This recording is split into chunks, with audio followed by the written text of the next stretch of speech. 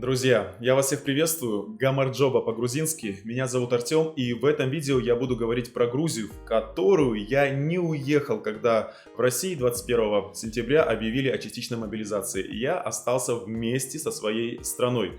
А в Грузии я побывал за несколько месяцев до начала специальной военной операции на Украине. Туда я поехал вместе со своим очень хорошим знакомым Али, для того, чтобы не только посмотреть на жизнь в Грузии и посетить основные достопримечательности, но еще и заглянуть в селение Зема-Алвани, где проживает очень маленький народ, их всего лишь 3000 человек, бацбийцы. И, кстати, этот народ к себе так просто не пускает. Но нам с Али удалось попасть к ним в гости.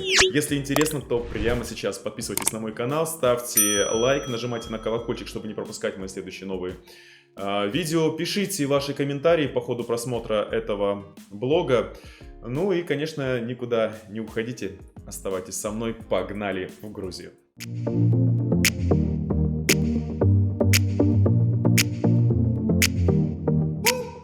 В октябре месяце прошлого года я вместе со своим очень хорошим знакомым Али сначала из Минеральных вод полетели в Армению, в солнечный гостеприимный Ереван, где мы провели пару дней, а потом из Еревана на поезде отправились в Тбилиси. И сразу сходу я хотел бы развеять миф по поводу того, что ходят слухи, если гражданин Российской Федерации побывал и отдохнул в Абхазии, то ему дорога закрыта в Грузию. Это неправда, потому что до этого момента я был несколько раз в Абхазии, и меня с легкостью пропустили.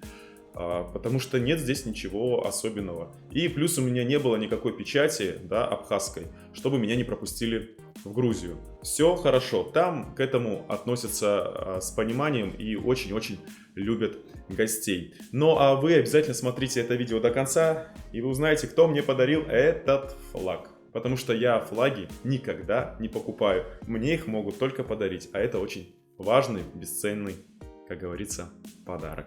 Поставьте лайк видео и погнали дальше.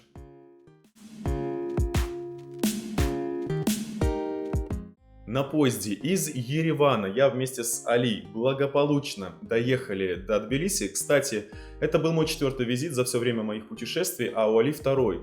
Но это никак нам не помешало остаться еще на несколько дней в столице Грузии, чтобы насладиться всем этим грузинским колоритом, попробовать местную, национальную, грузинскую традиционную кухню, а не чуть позже.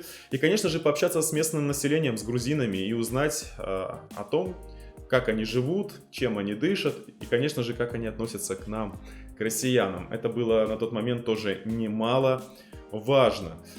Также мы с Али увидели основные достопримечательности Тбилиси и решили отправиться в первую столицу Грузии, Мцхету. Кстати, Мцхетой был когда-то вдохновлен сам Михаил Юрьевич Лермонтов, который написал Мцири. И там как раз таки все места, да, которые мы в Мцхете посетили, упоминаются Лермонтовым. Вот можете прочитать. Ну а дальше уже из Тбилиси мы решили отправиться с местного автовокзала в город Тель-Ави, потому что не было маршрутного такси либо автобуса там Тбилиси, Зема-Алвани. В Зема-Алвани можно было попасть только из Тель-Ави, то есть к ближайшему городу, к этому селению. Мы, конечно, не растерялись, потому что Али, помимо русского и ингушского языков, знал еще и грузинский, что был большим-большим и жирным плюсом во всей нашей истории.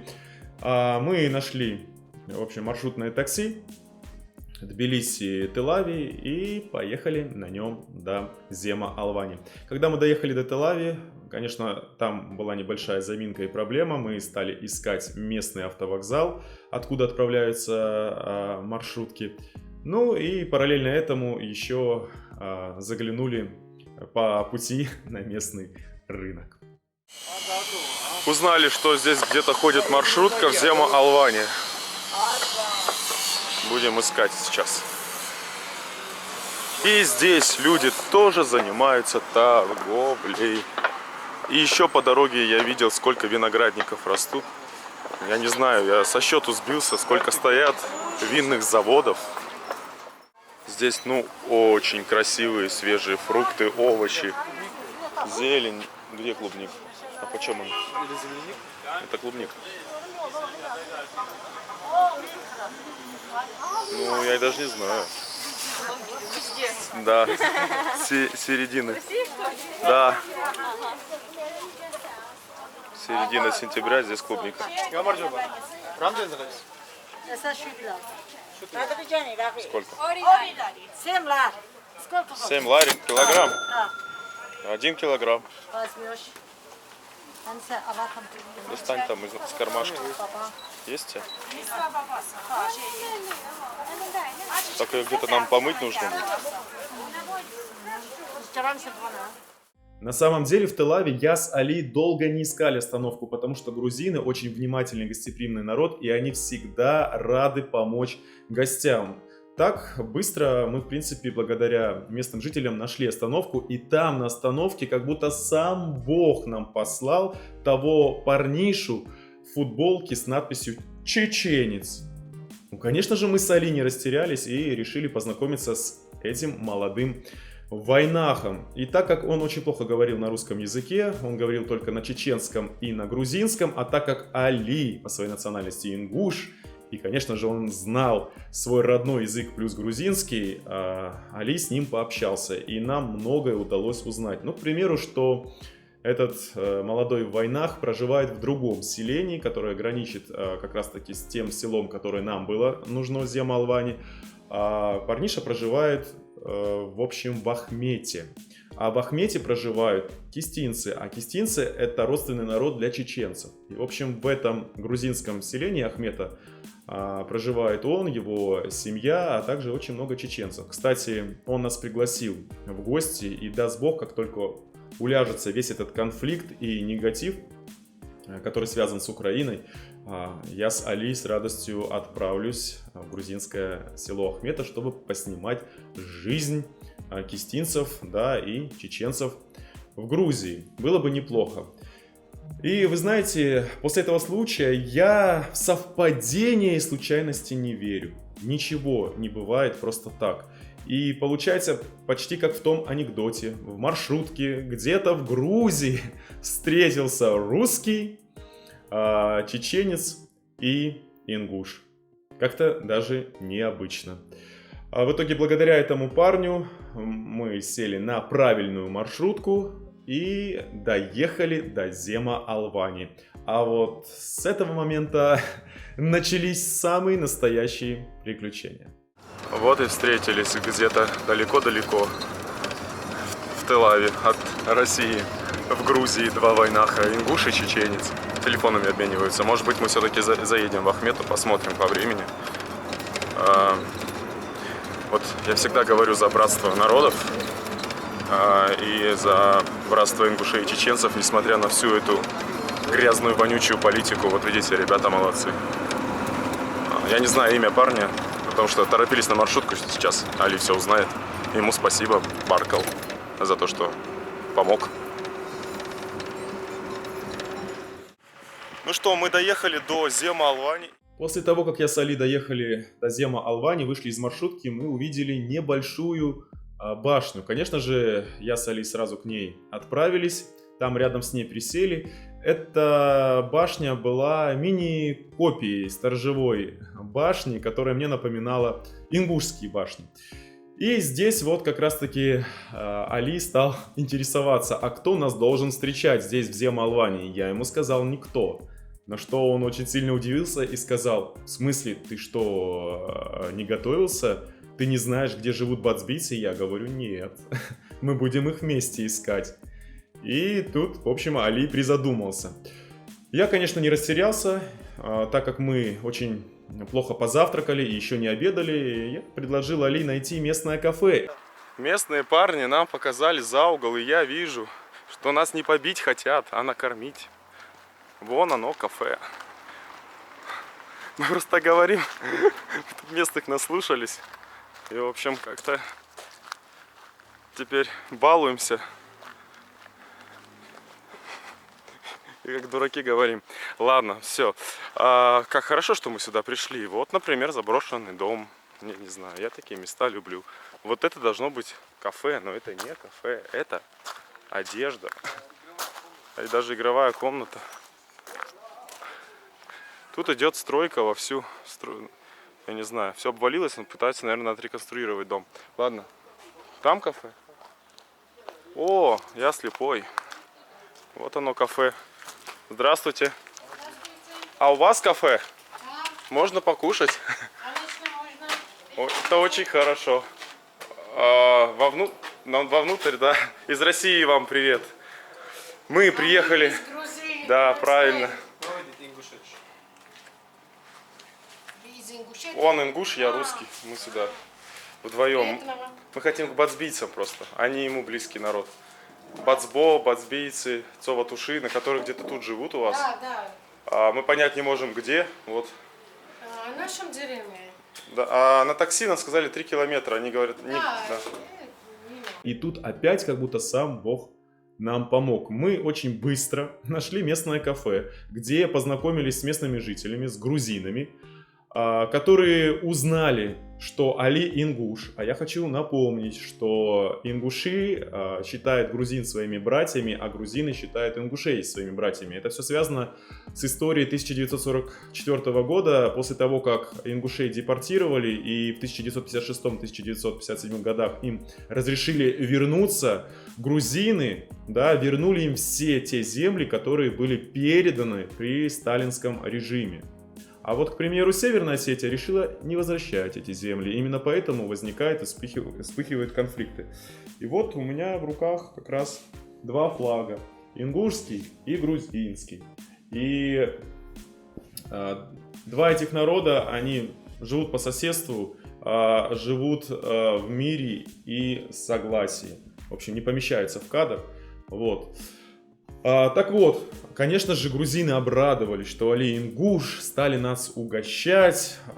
И за этим застольем у нас они поинтересовались, для чего мы приехали к ним в гости, что мы ищем.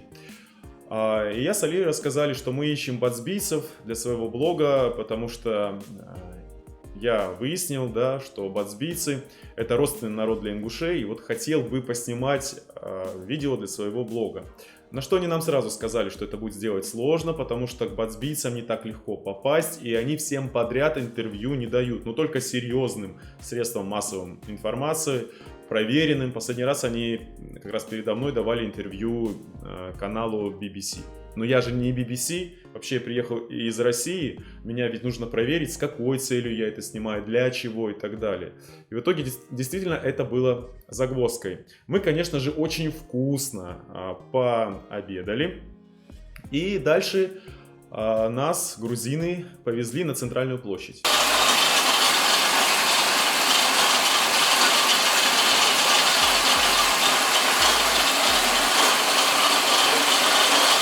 Специальная машина. А что она делает? Разглаживает? Она вместо каталки. Да. Вместо каталки, да? Угу. Да. Понял. Все, спасибо вам, все было вкусно. Потом мясо. Ага. Сейчас нам покажут, как сделать. Плохо через сетку. И...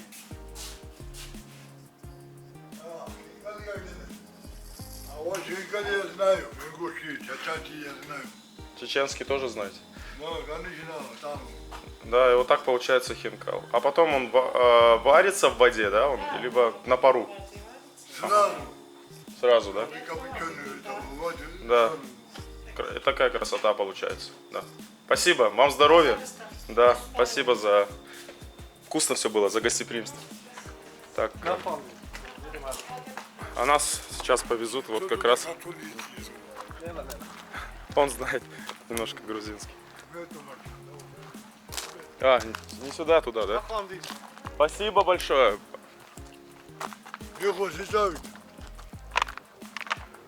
Нас обещали отвезти.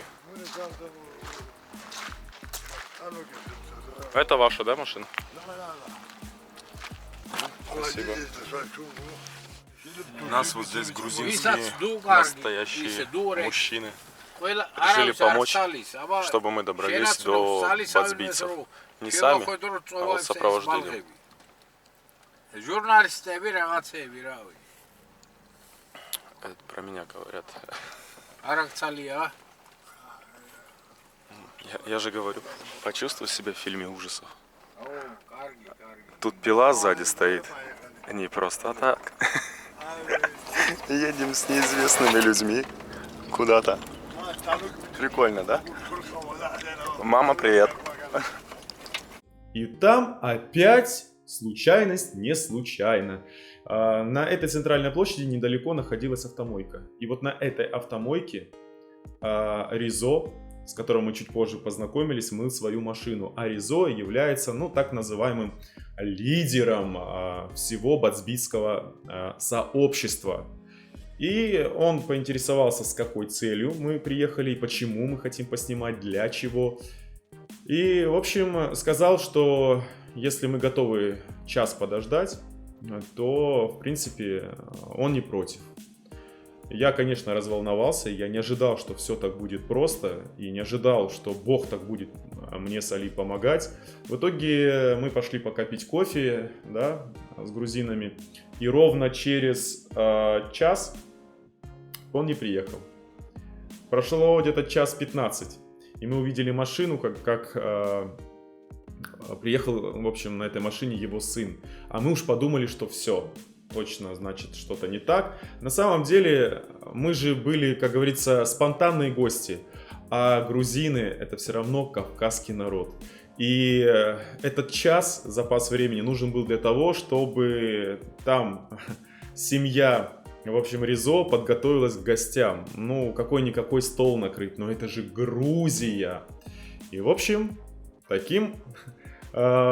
каким-то даже, я не знаю, необычным способом, по счастливой случайности, я вместе с Али оказались за грузинским бацбийским столом. Ну, а сейчас я чуть-чуть расскажу, кто такие бацбийцы, для тех, кто не знает. А и дальше продолжим. Ну что, друзья, случилось чудо просто какое-то чудесное. Мы приехали к самым настоящим бацбийцам, которые здесь живут, у которых киви во дворе растет. Я не видел такого давно. Я просто немножко переволновался, потому что неожиданно мы приехали, не подготовившись сюда. Ничего специально я не договаривался, мы не знали, что с Али здесь делать. Мы приехали, сели у башни и говорим, поели клубнику и говорим, что делать будем.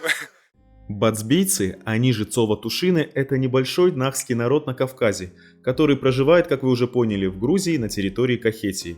Бацбийцы являются потомками вайнахов, ингушей, чеченцев, в прошлом переселившихся из горной Ингушетии в Тушетию.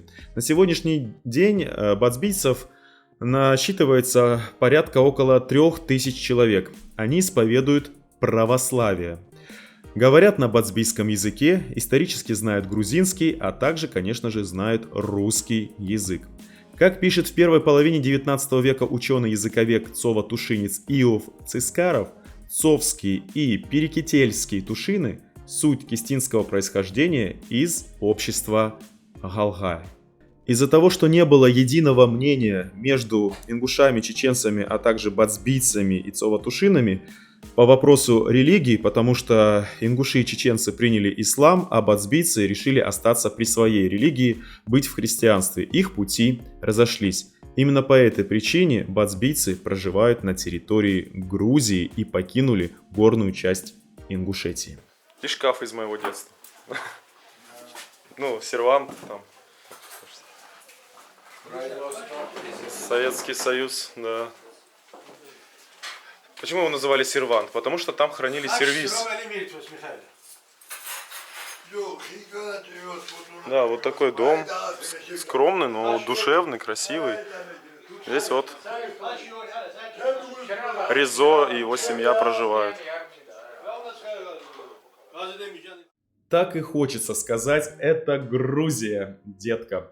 Все дело в том, что Ризо согласился на интервью при условии, что мы будем пить их грузинское, бацбийское домашнее вино.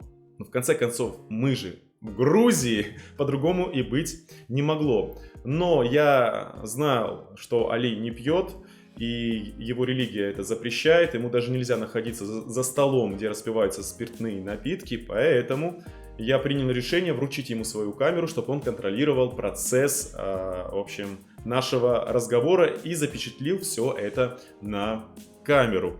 Тем самым весь этот алкоградусный удар я принял на себя. Честно признаюсь, я столько вина в своей жизни вообще не пил. Слава богу, что у Ризо не было, знаете, такого грузинского рога, куда помещается целая бутылка вина. Но вино было достойное, вкусное, ничего не скажешь. Но, конечно, затуманило мой разум. Но язык не заплетался, потому что мне нужно было разговаривать с Ризо, брать у него интервью и сохранять, как говорится, свою роль ведущего. И я понимал и отдавал себе отчет, что меня потом будут смотреть.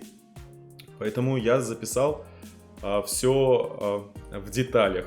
И вы многое уже, кстати, увидели на моем канале. Да, в войнах переводится «наш народ». Наш народ. Вы Наш даже народ, это война. знаете, о чем я говорю. Наш народ. Ну, я не отрицаю, что, допустим, они не наш народ, но я говорю, что, допустим, вместе. язык, которым я разговариваю на бацминском языке, Да. это мой исторический предки язык. Ну, они поехали туда и начали там жить и продолжали, не знаю, ну.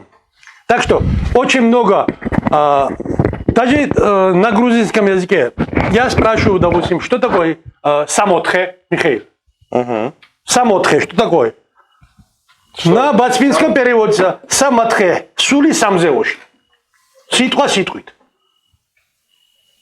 Самотхе. Иесо, О, Иса, о, Иса, Иесо, Иса. Иса. О, Сантели, сатель, сулиджобия. Очень много слов, которые переводятся чисто слово на бацминском языке. На базбитском. Угу. Так что, Смотрите. когда разговор, тут в английском ущелье живут кистинцы. Когда они разговаривают, допустим, я... А вы понимаете? Ничего, Понимаете. только вода, допустим, хи, по-чеченскому хи, по-ингушскому хи, вода, по-кистински хи. Считать ца, ши, коды, хи, тоже считают, но они разговаривают быстро и, допустим, хлеб по-бацмински мех. Мяк. А по-ингушски? Мяк. Мех. Мяк. По-чеченски корджум. Или по-кистински корджум. По-кестински Ага. бебик, по-чеченски Бебик корджум, да. Есть очень много мех. Мех. Есть по-нашему топчан. Топчан? Да, вот ну, деревянный топчан, ну, кушетка, шридахин. Кушетка. Все, Да. понял. Мгм. Мех. мяк, у нас усы. Как? Мач. Подождите. Усы, мяк. Усы? Мач. Мач вот это, каркаруй, вот это. У нас мочь, борода. Подожди. О. Да, извините. Вот это Лизо. уси, мач, вот А это мочь, каркаруй. Юрка, это от этого слова зовут? Нет? Нет? Просто Братишка, мех. Вот это. Это кушетка с мех. вон оно. Интересно очень. Да, а есть разница. Вот, допустим, вот мач, уси, а он говорит, что уси вот этот, а борода. по-нашему каркаруй. Как? Каркаруй. Вот этот, Каркаруй? мач вот этот. Угу. Так что солнце, матх, Матх. А у вас малх? По-ингушски малх? Бут. А у вас? Бут. луна, Луна. А у вас? То же самое. То же самое, одинаково. бут, бут, бут, бут, А у вас луна. Будды? Не, Бут. луна, бут. Бут. А у вас? Бут это звезда. Бут. Поэтому я... Сори. Ну не вырезать, забикаю, Да-да, конечно. бут. Это не на русском. Бут, Бут. луна. Луна. Да, друзья, бацбийский язык, как и ингушский, в нем нужно быть предельно аккуратным, потому что если неправильно сказать слово и, в общем, неправильно его произнести, то смысл этого слова будет меняться. С Ризо мы общались про историю бацбийцев, про то, почему они отделились от ингушей, как оказались в Грузии. Также, конечно, мы говорили про его родной язык, который исчезает. Бацбийцев осталось около 3000 человек, как я уже сказал, и все меньше и меньше говорят на бацбийском языке, а говорят на грузинском языке, да, той страны, где проживают, естественно, бацбийцы, и Ризо за это очень сильно переживает и, конечно, пытается, чтобы их язык не был забыт. Лазар, Даки Лазар. Когда сердце болит, Как у нас. Даки Лазар. Я написал, когда люди не разговаривают, уже язык, который теряется, очень, конечно, Да. ну, мне Можно... очень... Да. Я просто хочу сказать и обратиться к ингушам. Видите, не только у вас проблема сегодня с языком, потому что молодежь уже все меньше и меньше говорит на ингушском языке. Свой родной язык забывать нельзя. Вот, правильно Ризо говорит. Вот, Нужно вот, его знать наравне вот, с местным грузинским, да, у нас вот русским. это мое стихотворение, то же самое, Даки Лазар, что тут есть, что не забудьте свой язык, потому что два человека, когда стоит и третий, они говорят по-грузински. Да. Если три цоватушнина стоит, они разговаривают по-грузински. Я говорю, ты же баца, да. Почему? Да, стыдно говорить. Не стыдно, а потому... Также мы стали искать, не знаю, какие-то одинаковые слова и для бацбийцев, и для вайнахов, ингушей и чеченцев. И тут, знаете, начинает сразу вспыхивать споры, так, в общем, к какому народу все-таки ближе и родственнее бацбийцы, к ингушам или к чеченцам. И мнения, конечно же, разделяются. Так кому же бацбийцы ближе, к ингушам или к чеченцам? Давайте обратимся к авторам, кавказоведам, историкам и в целом наблюдателям того времени. Согласно большинству авторов, в частности грузинских, бацбийцы происходят от ингушей. И вот, к примеру, одно из таких мнений Мурашвили, который писал в своей работе, что цова-тушинцы — это потомки ингушей или галгаевцев, переселившиеся в незапамятные времена из долины реки Аса в долину Тушетской Алазани. О происхождении цова-тушин именно от ингушей Галгай признавал и первый цова-тушинский писатель Цискаров. Данные ингушских и бацбийских народных преданий также свидетельствуют о том, что бацбийцы пришли из местности Вабуа в Горной Ингушетии. Это было подтверждено специальными исследованиями в начале 20 века. Да, к примеру, Петр Карлович Услар, он же генерал-майор, а также лингвист и этнограф, писал в своих работах, что бацбийцы относятся к чеченцам. Он писал, что правда, что тушины принадлежат также к племени Нахчо, что доказывается грамматическим строением их языка, но они, подчинившись грузинскому влиянию, совершенно переродились и утратили чеченский характер. Также Евгений Густавович Вейденбаум, русский этнограф-историк и архивист, также кавказовед, и энциклопедический словарь Брагауза и Эфрона называют бацбийцев небольшим чеченским обществом. Ну а если вы хотите узнать истину, тогда вам нужно просто обратиться к истории. Насколько я понял, по словам Ризо, все-таки ингуши им намного ближе. В общем, ситуация такая сложилась, что после бацбийцев, хотя нам предложил Ризо остаться ночевать, мы решили поехать к его другу, ну, точнее, к знакомому. Ну, его жена возмущалась, и мы остались одни вот здесь на улице ночью. Ничего страшного, тут грузины подключились, сказали, нас довезут и оформят в отеле. Так что ничего страшного нет, всякое бывает, просто я в шоке. Вот, слава богу, что Али вино не пил. Я-то пил, поэтому неизвестно, что было бы, если я был бы один. Али за это спасибо его семье. Ну, не думал, что так все получится. Вот, ребята, грузины добродушные. Мы сказали, что русские ингуши попали в такую ситуацию. Довезут нас. Спасибо, Баркал. Я к этому отнесся со всем позитивом. Когда мы приехали в гости вот к одному из грузинов, жена его была недовольна тем, что он пришел домой пьяный еще и в семью привел двух парней непонятно откуда и так далее. И, в общем, она была этим недовольна. И чтобы не было никакого скандала в семье, мы с Али приняли решение не оставаться, не дожидаться утра. Нам просто указали, где находится гостиница. Хотя вот у них стояла машина во дворе, и по-хорошему его сын мог нас отвезти к этой гостинице. Ну, это по-хорошему. Но опять же, люди разные, я ни в коем случае никого не виню. В общем, приняли решение, что поедем с ребятами. Денег они с нас не взяли, а наоборот, надарили нас подарками, дали нам вина в дорогу. И еще вина, мало же было у Ризо, да, в гостях. Вот. И, правда, это было рискованно с незнакомыми, да, ребятами в Грузии ночью поехать в Тбилиси. Что еще раз подчеркивает, что в Грузии безопасно. И там к гостям относятся очень и очень хорошо. И вот так вот ночью, можно так сказать, мы добрались до Тбилиси. Так, друзья, на улице мы не остались, конечно же, грузины, ребята здесь, мы к ним подошли, объяснили всю ситуацию, они нас взяли с собой в Тбилиси, так что все хорошо. Едем к себе в отель, всякое бывает, все хорошо. Главное, что мы живы, здоровы, а остальное не важно. Главное. Да, правильно говорите. На следующий день в Тбилиси я как раз-таки встретился со своими подписчиками. Я помню Нана и ее муж, которые также поддерживают мою деятельность, которая переживает за ингушский народ, которая была рада. Так, мы встретились с моей подписчицей Нана, она переходит дорогу.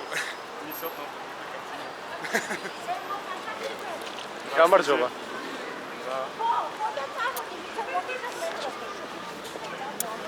Это вам.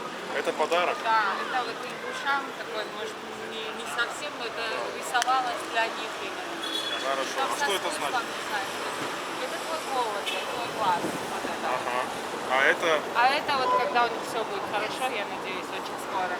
будет хорошо. Да. Видите, за вас, как грузины, переживают, желают мира, добра и справедливости.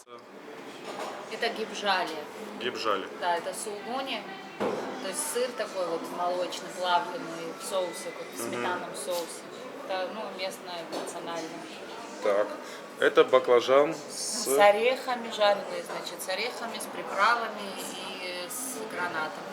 Ну, лимонад, я думаю, в представлении не нуждается, а Грузия славится лимонадом, мы ваши лимонады всегда пьем. Это обычный салат, огурцы, помидоры, приправы с орехами. То есть вот сациви, из чего делают, это вот эти приправы сверху на салате. Так, я бы еще хотел показать картину. Али сейчас мне... вот пока Али идет, нам принесли хинкали. Хинкали с говядиной и с кинзой. Правильно? Да, очень вкусные. Приятного аппетита. Да, спасибо. То есть обязательно, когда приедете в Грузию, вам нужно хинкали, это в первую очередь. Правильно говорю? Да, правильно. Как заведение ваше называется? Шимухиде Марджанишвили. Да, это у вас, она находится на станции метро. Около метро, да. Да, около. Это Марджанишвили, 5 номер. 5 номер, да. Спасибо. Приятного аппетита. Спасибо. Нана подарила картину. Нет, это нужно рассказать. Специально для меня была нарисована, потому что она смотрит мои блоги, видит, как я говорю за Ингушетию, за Северный Кавказ, за жизнь народа тоже ингушского переживает. Расскажи по пути, пожалуйста, что значит, что вы тут нарисовали? Блин, так тяжело рассказать. Да. В общем, это я хочу, чтобы у них был свой голос, чтобы они говорили то, что они хотят, не боясь этого. Так. И то, что они видят, чтобы это услышал весь мир, понимаешь? Вот я вот это хочу. То, что видит. Да. Вот это вот по-моему, то есть вот эта символика, это ислам, их вера. Я хочу, чтобы они жили вот в своем мире, то есть в своей стране, вот в исламе, и вот таких вот праздничных цветах, и не в черных, вот то, что то есть то, что было в прошлом. А это башни, чтобы они всегда стояли и еще не приумножались. То есть это так, если смотреть, вроде не очень, а смысл там есть. Да нет, я про башни сразу ему сказал. Думал, что вот вы их нарисовали, значит все правильно подумал. А вот Теперь вы понимаете разницу между путешествием и простым обычным тюленем отдыхом. Это два разных понятия. Для меня лично путешествие – это маленькое приключение, которое, к примеру, случилось со мной и с Али в Грузии. Это же очень классно, и мы на долгое время еще будем помнить и вспоминать про то, как оказались ночью на улице. Но это правда было весело, я так никогда от души не смеялся. Ну, потому что иногда я люблю стрессовые ситуации и находить из них выход. И наблюдать за тем, как некие силы, Бог, я не знаю, помогают, если мы этого заслуживаем. Но раз мы в тот день уехали, значит, все-таки мы с Али очень чистые в душе люди. Но если вам понравился этот блог, то поставь ему лайк, обязательно подпишитесь на мой канал, у меня интересно. И самое главное, не ищите 1000 причин не путешествовать, ищите миллион причин, чтобы поехать и полететь. С вами не прощаюсь, я говорю до встречи, берегите себя, увидимся.